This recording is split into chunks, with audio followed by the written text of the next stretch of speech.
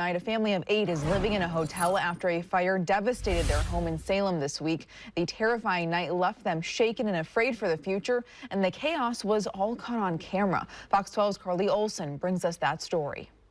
I'm standing on Holly Ridge Loop in front of what remains of the Bobco family's home.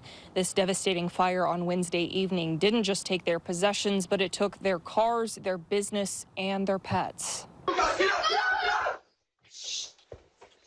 Ring camera video shows the terror as members of the Bobco family pour out of the home they've lived in for 4 years. After 11:30, my son heard some popping noises. He just started yelling, everybody fire, and so we start running out. So as soon as we ran out of the door, the smoke started coming out right behind us. 4 days later, the family of 8 revisits the scene, where melted windows and burned vehicles still remain. It took only 15 minutes for this to happen, pretty much, because the fire was just keep going and going. Every time you close your eyes, you see flames and stuff. Their beloved pet cats, birds, and a turtle were lost to the flames. My boys are devastated about it, because that was their pets. But the biggest loss was their livelihood. I was reselling cosmetic items, and they were all just destroyed from smoke damage and the water from when they were putting out the fire, and all my tools are gone too, so whatever I do, I'm gonna have to start over from scratch. So the Salem Fire Department says the cause is still under investigation, but regardless, the family is now living in a hotel with the insurance money, and the future is uncertain. It's just kind of starting to hit me, the first few days, I'm just I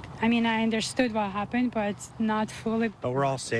And I think that's the most important thing. No matter what, we can start over from anything. To find a link to the family's GoFundMe, you can visit the web version of this story on kptv.com.